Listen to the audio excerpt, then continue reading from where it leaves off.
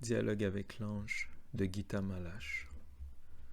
Vendredi 21 janvier 1944. Entretien 31 avec Lily.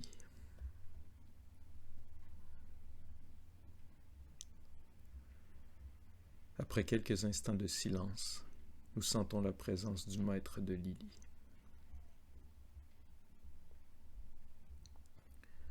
Je prends la parole. Je continue à parler de la mesure. La tâche de l'animal est centrée sur lui-même. Il ne se réjouit que de ce qui est à lui. Son air, sa nourriture, son petit.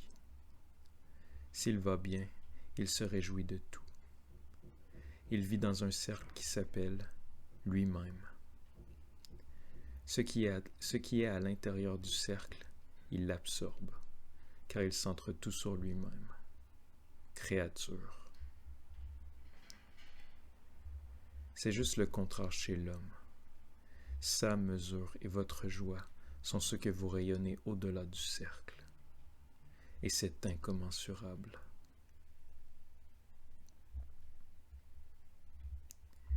L'animal a faim. Il se rassasie et cela suffit.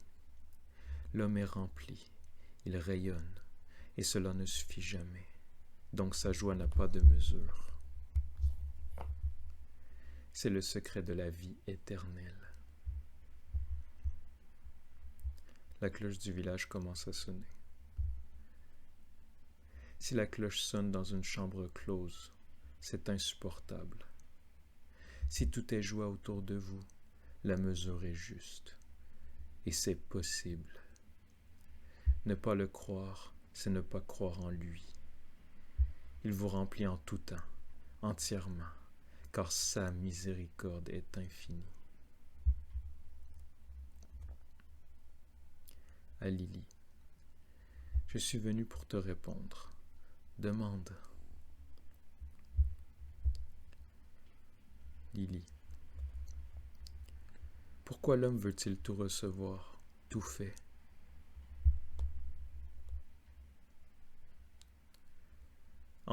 Enfance gâtée.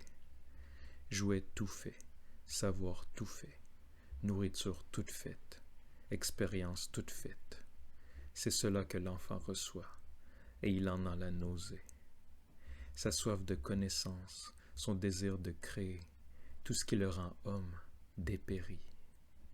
Son désir d'expérimenter, trop de conseils le tue. Tout cela est lâcheté et manque de foi. Lorsque l'enfant devient adulte, tout est mort en lui. Retiens cela, ma bien-aimée. Ne complète jamais, ne conseille jamais, ne mâche pas à l'avance la nourriture. Toi, donne autrement, et tout se renouvellera entre tes mains. Mais devant des épreuves, devant des tâches, séduis, attire dans ton sillage. Ne conduis pas, ne tiens pas la main. Tu peux même bousculer un peu celui qui est incertain, et la certitude se renforcera en lui. Voilà ce que tu cherches, et tu vas le trouver.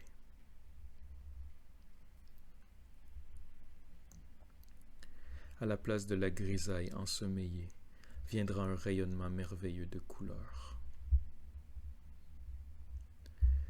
Mais maintenant, la multitude d'images en couleurs, de films en couleurs, rendent grise la vue de l'homme.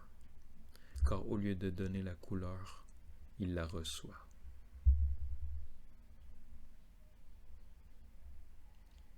Demande. Lily. Comment éveiller l'intérêt en l'homme? Si je m'approchais de toi, je t'arrêterais. Mais je recule. Tu ne t'en aperçois même pas, et tu apprends ici à marcher sur l'air. Pas sur l'eau, sur le rien. Je te réponds toujours à moitié. Je mets l'autre moitié. Le sens-tu?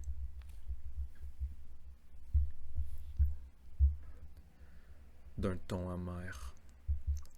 Mais voici l'homme. Que nous sommes bons envers nos enfants, envers tout le monde, et tout meurt et dépérit, car l'homme dit, nous sommes bons. Toi, donne la faim et non la satiété. Tout est tellement connu, nous savons tout. Toi, ouvre l'inconnu.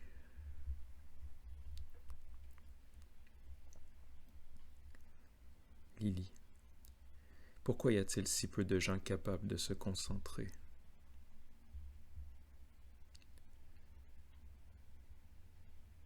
Parce qu'ils ne font attention à rien. Tant de couleurs, tant de bruit atteignent l'homme. Toi, montre quelque chose de nouveau, plus fort que le son le plus fort, et pourtant silencieux. À cela ils seront attentifs.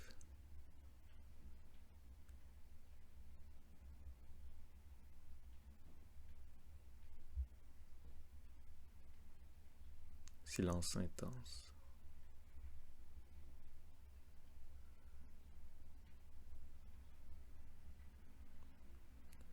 C'est moi qui ai écouté maintenant, et le son était bon. Vous aussi vous l'entendez déjà, si vous êtes attentif. Car tout dépend de cela. C'est la mesure, c'est la joie, c'est tout. Soyez toujours attentifs. As-tu encore une question?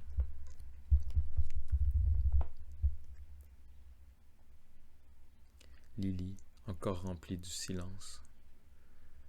Je sens que je ne devrais pas en poser maintenant.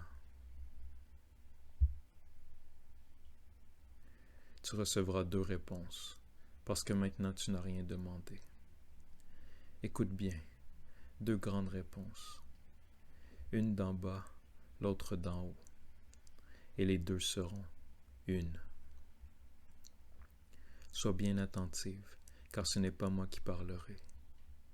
Si tu prêtes l'oreille, même les pierres parleront.